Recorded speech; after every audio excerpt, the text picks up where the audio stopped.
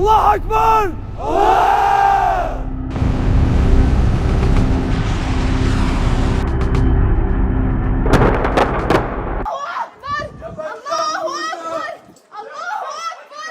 প্রিয় দর্শক শ্রোতা, আমরা আজকে বাইতুল মুকাদ্দাস নিয়ে আপনাদের সামনে বর্ণনা করবার চেষ্টা করছি।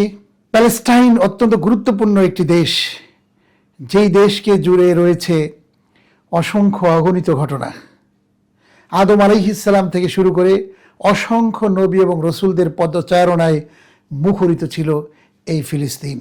বাইতুল মুকাদ্দাস মসজিদকে কেন্দ্র করে ইসলামী ইতিহাসের গৌরবোজ্জ্বল অধ্যায় সূচিত হয়েছে।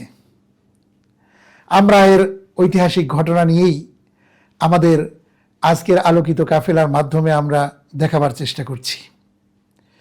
প্রিয় দর্শক, আপনারা লক্ষ্য করতে পারছেন সেই বাইতুল মুকাদ্দাস জেরুজালেমে অবস্থিত, যেখানে অসংখ্য নবী এবং রসুল এসেছেন। বিশ্বনবী সাল্লাল্লাহু আলাইহি ওয়াসাল্লামও এখানে এসেছিলেন মেরাজ রজনীতে। তারও ঐতিহাসিক ঘটনাগুলো আপনারা জানতে পারছেন আমাদের আজকের এই ঘটনায়। বর্তমান মধ্যপ্রাচ্য জুড়ে একটি কঠিন সংকটকাল অতিক্রম করছে। এই পরিস্থিতিতে ভয়াবহ যুদ্ধ শুরু হয়েছে এবং ইরান এবং ইসরায়েল যুদ্ধে ব্যাপক ক্ষয়ক্ষতি এবং ব্যাপক মানুষ মারা যাচ্ছে। এই যুদ্ধ নিয়ে বিশ্লেষকগণ বিভিন্ন রকম মন্তব্য করেছেন। এই যুদ্ধ যদি অব্যাহতভাবে চলতে থাকে তাহলে হয়তোবা সামনে সারা বিশ্বময় ছড়িয়ে যাবে এই যুদ্ধ।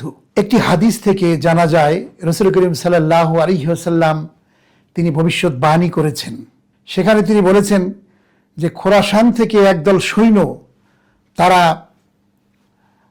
ধাবিত হবে, এগিয়ে যাবে সামনের দিকে এবং তারা কালো পতাকাধারী হবে এবং তারা সম্মিলিতভাবে আল্লাহু আকবার ধ্বনি দিয়ে বাইতুল মুকাদ্দাসের দিকে যাবে এবং বাইতুল মুকাদ্দাস বিজয় করার জন্য তারা প্রাণান্তকর চেষ্টা চালাবে।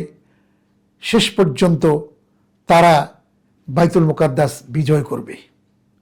রাসূল করিম সাল্লাল্লাহু আলাইহি ওয়াসাল্লাম অপর একটি হাদিসের মধ্যে বর্ণনা করেছেন, যখন তোমরা দেখবে যে কালো পতাকাধারী এরকম দল খোরাসান থেকে আগমন করবে বাইতুল মুকাদ্দাসের দিকে, তখন তোমরা সেই দলে শামিল হবে। কালো পতাকাধারী বাহিনী যখন সামনে এগিয়ে যাবে বাইতুল মুকাদ্দাসের দিকে, তখন এই বাহিনীর নেতৃত্ব দিবে ইমাম মাহদী। ইমাম মাহদীর নেতৃত্বেই বাইতুল মুকাদ্দাস বিজয় লাভ হবে। আল্লাহ রাসূল সাল্লাল্লাহু আলাইহি ওয়াসাল্লাম এই বাহিনীতে যোগদানের জন্য প্রত্যেকটি ইমানদারের প্রতি আহ্বান জানিয়েছেন।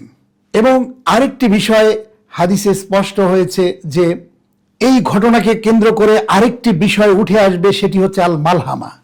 আল মালহামা মানে একটি ভয়াবহ যুদ্ধ, যেই যুদ্ধে নেতৃত্ব দিবেন ইমাম মাহদী আলাইহিস সালাম এবং ইমাম মাহদীর নেতৃত্বে একটি ইসলামী পুনর্জাগরণ সৃষ্টি হবে এবং বিশ্বময় ইসলামের আলো ছড়িয়ে যাবে এবং ইসলাম প্রতিষ্ঠিত হবে সারা দুনিয়ায়। এবং এই বিষয়টি কিয়ামতের সবচেয়ে বড় আলামত বলে উল্লেখ করা হবে। প্রিয় দর্শক, এই যুদ্ধের মাধ্যমে যে অবস্থার সৃষ্টি হবে তা হচ্ছে যে অসংখ্য নারী শিশু এই যুদ্ধের মাধ্যমে কিন্তু ভয়াবহ একটি পরিস্থিতির সৃষ্টি হয়ে তারা অসহায় হয়ে হাহাকার করতে থাকবে। আমরা যদি তাকাই দেখতে পাই গাজা এবং ফিলিস্তিনের মুসলমানেরা কিভাবে নির্যাতিত এবং নিপীড়িত হয়েছেন।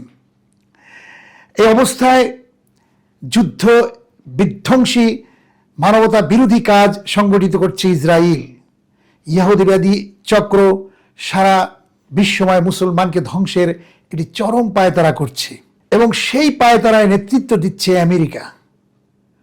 আজকে যুদ্ধ বিধ্বংসী পরিস্থিতিতে অসংখ্য শিশু, তরুণ, যুবক নিহত হচ্ছে।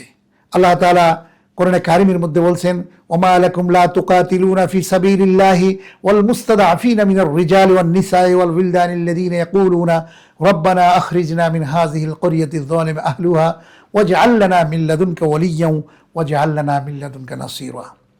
আল্লাহ তাআলা বলবেন তোমাদের কি হয়েছে, তোমরা কেন ওই সকল দুর্বল নির্যাতিত অসহায় মানুষের জন্য তোমরা আল্লাহর পথে যুদ্ধ করছো না?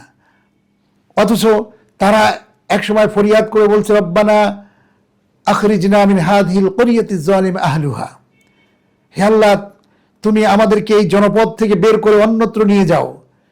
ওয়াজআল লানা মিন লাদুনকা ওয়ালিয়্যান ওয়াজআল লানা মিন লাদুনকা নাসীরা, যারা আমাদের সাহায্যকারী হয়ে আমাদের পাশে দাঁড়াবে, এমন সাহায্যকারী এমন বন্ধু আমাদেরকে পাঠাও যারা আমাদের পাশে দাঁড়াবে। আজকে তাই তো আমরা দেখতে পাচ্ছি ফিলিস্তিনের আকাশ বাতাস প্রকম্পিত হয়ে উঠছে বোমার আঘাতে এবং মিসাইলের আঘাতে। মানুষ ক্ষতবিক্ষত হচ্ছে, জীবনযাপন শেষ হচ্ছে, অসহায় নির্যাতিত শিশু নারী পুরুষ ক্ষতবিক্ষত হচ্ছে, তারা প্রাণ দিচ্ছে, আল্লাহর কাছে চলে যাচ্ছে। আমরা তাই তো দোয়া করি আল্লাহর কাছে, হে আল্লাহ তুমি এই ফিলিস্তিনকে রক্ষা করো, তুমি বাইতুল মুকাদ্দাসকে আমাদেরকে রক্ষা করো এবং বাইতুল মুকাদ্দাসের মাধ্যমে রক্ষার মাধ্যমে ইসলামী বিজয়কে সূচিত করো।